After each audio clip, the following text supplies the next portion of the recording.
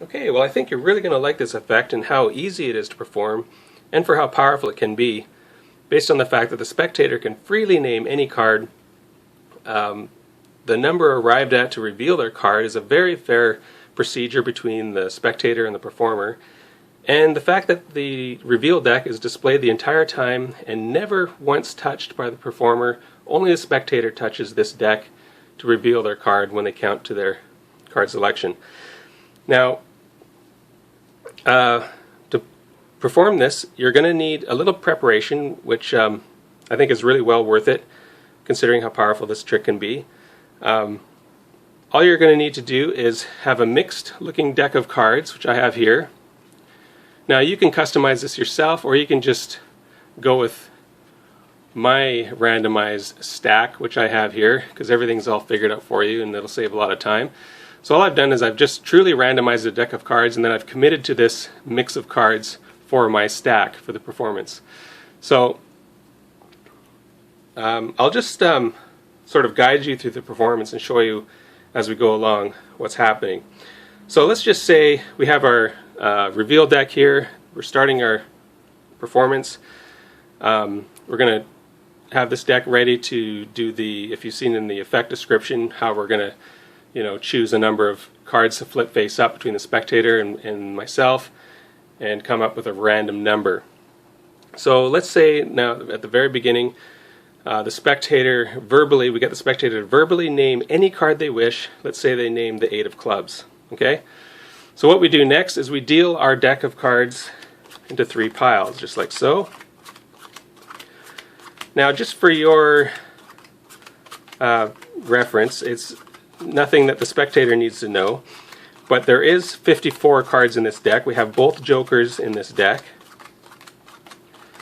and I'll show you the reasoning behind that. It helps also because we need 18 cards in each pile. Again, something the spectator doesn't need to know. We'll just deal the deck of cards. Now, the spectator has chosen the 8 of clubs, so what we're going to do is we explain that we're going to turn over a number of face-up cards in this packet without the spectator knowing, and then the spectator is going to get to choose their secret number of cards they're going to flip up in each of their own packets. Now, to come up with the correct amount of cards to flip face up, what you're going to do is you're going to turn your packet over, and you will have readily at the bottom of your packet this little cheat card, this cheat sheet card, which is simply just a piece of paper taped to the face of one of the jokers, listing all the info you need for whatever card that the spectator verbally chooses. So this will save a lot of time, make the trick very smooth and easy to do. You won't have to calculate anything, memorize anything. Everything is readily here for you to see. And this card will be hidden throughout the entire effect, so you don't have to worry about the spectator ever seeing it. So they've named the 8 of clubs, so I readily just go down the column, which you see I have as clubs with a C. I have hearts, or H for hearts here, S for spades, and D for diamonds. I can readily go down my clubs column, look down the values on the left-hand side. I can readily see my 8. Right next to the 8 of clubs is the number 28. That tells me that the 28th card in the reveal deck is the 8 of clubs. Simple as that. Now, you'll notice that all these numbers here are numbers 19 through 35. Those are the only numbers that we are able to force on the fly, 19 through 35. So it's set up in a way so that we can force whatever number total we need to arrive at any card in this 52 deck of cards. Okay, so if we want to arrive at the top card on the 52 on this deck of cards, the reveal deck, the top card will represent the 53rd card, and you'll explain that to the spectator later, that if they get a number higher than 52, we're simply going to continue counting to 53 at the top of the deck, and the second card to 54, and so on throughout the deck. So, in some instances, like this one, where they name the 8 of clubs, we're only going to do this in one round of forcing. We're not going to say, we're going to do this in just one round, or nothing. We're just going to play. We're just going to do it in one round, not make a big deal of it, just make it seem like that's what we're meant to do. So we're going to force the number 28. Now you'll notice other cards that they potentially could select they have two two-digit numbers beside it. That just simply tells you you're going to be doing it in 2 rounds. So the first round, you look at the first 2 digits, like say if they chose the 9 of clubs, we're going to force the 9 of clubs by forcing the number 32 in the first round, and then in the second round we're going to force the number 35. And that'll give us our total of 67, which will bring us to the 67th card, the 9 of clubs. Okay?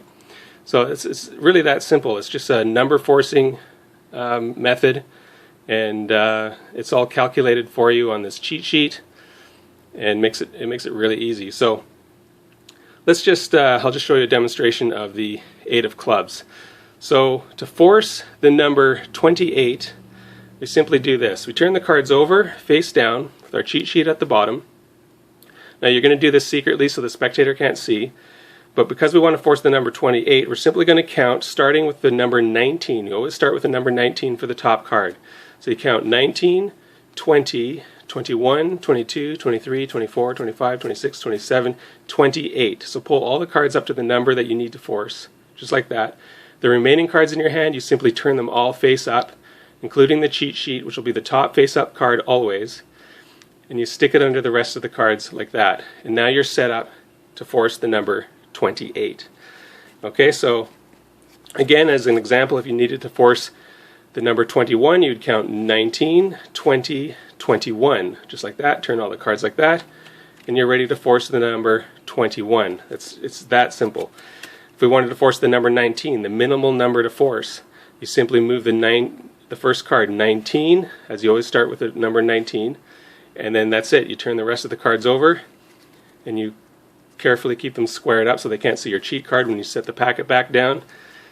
You're now ready to force the number 19 by having that set up. Okay, now I'll go on further how this actually will work.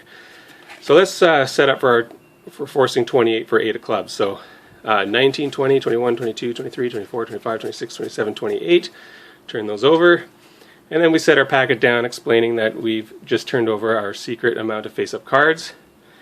Now the spectator, they can turn over any amount of face-up cards within their packet, and stress to them that they don't ever turn up the top card. We want to keep the top card face down so we can't see their face-up cards. There's a reasoning behind that too, because, well, I'll tell you why in a moment. But anyways, the spectator can turn, let's say they decided to turn 4 cards face up. Now, like you saw in the effect description, they have to turn over the same amount of cards they turned over in the first packet. So they have to turn over another 4, and it can be any 4 cards, it doesn't matter, as long as it's the same number as the other packet. So they have 4 cards face up in each packet. They're a freely chosen number. Now here's the important part. When you go to gather up the cards, you simply pick up the middle packet first, the first packet that the spectator turned over their cards in. You set that packet on top of your packet, hold the packet as is, and then you get the spectator. This is a little misdirection we're going to do here. You get the spectator to cut their remaining packet on the far right in half. As they're cutting, while they're cutting, this is a slight misdirection where allow you to just turn the cards like this. Just a simple turn, boom. And now you're set for the force of 28 in this case. So once they've cut it, as they're cutting it, you turn the cards. You simply take the packet of reversed cards now and place it in the middle of their cut packet. Now you're set. There should be exactly 28 face-up cards, believe it or not, in there. Because you've reversed the spectator's other packet with your packet, it cancels out the spectator's remaining packet with whatever number they've chosen and allows your forcing of the reverse for 28. So we have 1, 2, 3, 4, 5, 6, 7, 8, 9, 10, 11, 12, 13, 14, 15, 16, 17, 18, 19, 20, 21, 22, 23, 24, 25, 26, 27, 28 cards. And there you have it. So it's that easy. Now to just reset for the next round, if you have to do 2 rounds, simply deal all the face-up cards into one pile after. Or you could do this when you're counting the face-up cards and have them readily in the pile. It doesn't matter. So you'll notice that you don't see the cheat card, because the cheat card will always be one of the face-down cards when you go to reveal the face-up cards, the way it's set up. Okay, so they'll never see your cheat card. Okay, So now you pick up all the cards, you gather up, you get ready for your next round if you have to do one more round. And what you're going to do is you're going to just quickly look through the cards. You're going to look for your cheat card. But the excuse is here is you're going to say, okay, I just want to make sure there's any face down or face up cards left in the deck. So as you're doing that, you just quickly look for your cheat card and just cut at your cheat card so that your cheat card ends up back at the top of the deck again. Okay? And then you're ready to go for the next round. So whatever number you need to force, let's say the next number you need to force is 22, well, and then you simply deal cards again. Your cheat card will be the first at the bottom of your packet, and so on. So it's that easy. That's the procedure. Just forcing numbers on the fly, 19 through 35. It's all on your cheat sheet, how to calculate it. Again, if you forgot what the second number was for the second round, it won't matter because you're going to get to see the cheat sheet again for the second round when you pick up your cards.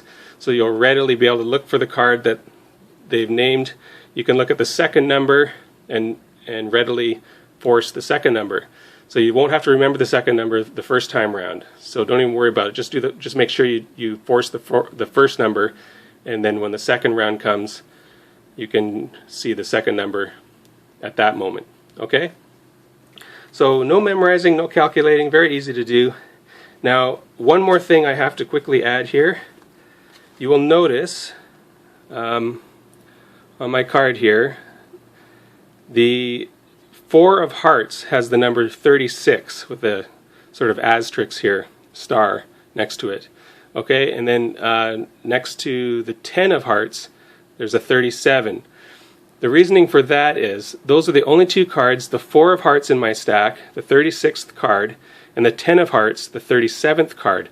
The 36th and 37th cards cannot be forced. It just doesn't work. I tried to find ways of using the numbers 19 through 35 to come up to arrive at 36 and 37, and it just won't happen. So you can come up with some creative ways to reveal those specific cards if they happen to name the 4 of hearts for this stack, if you use my stack, which I recommend you do because it'll save a lot of time. And if they name the 4 of hearts or the 10 of hearts, you're not going to arrive at those numbers 36 and 37. You're not going to be able to set it up that way to force those numbers. So what you can do, and what I recommend, is just to have 2 pieces of paper, prediction paper, slips of papers, that you can have readily in your pocket. You can have the 4 of hearts, for instance, the 4 of hearts prediction in your left pocket and the 10 of hearts prediction in your right pocket. And of course you'd only reveal those in a moment where the spectator happens to name the 4 of hearts or the 10 of hearts. And what you can write on those predictions is, you could come up with all kinds of creative things to do.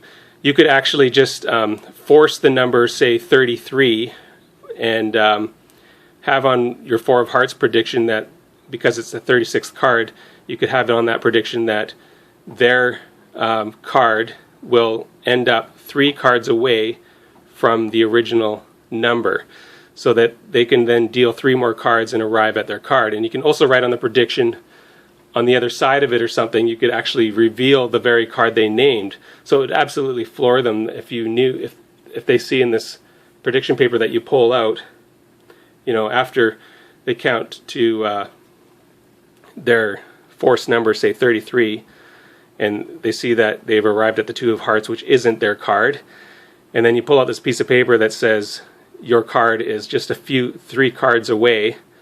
You deal 3 more cards, and then it reveals their card is the 4 of hearts, and then you show the prediction paper again, the same paper, turn it over, and it shows on the back your card is the 4 of hearts. Something like that. You could come up with all kinds of ways of revealing the 4 of hearts and the 10 of hearts for the 36th or 37th card. Okay, so I hope that suggestion makes some sense, and I'm sure you'll come up with some pretty cool ways of revealing those cards yourself anyways. So yeah, that's how the trick works. I'll leave all that info in the description in the order of this stack, this exact order in the description, so that of course it will work with this cheat sheet. And I hope you enjoyed this, and I hope you can use this effect, and if you can use it, please let me know, and leave a thumb up or some comments. I appreciate it. So thanks for watching. Bye now.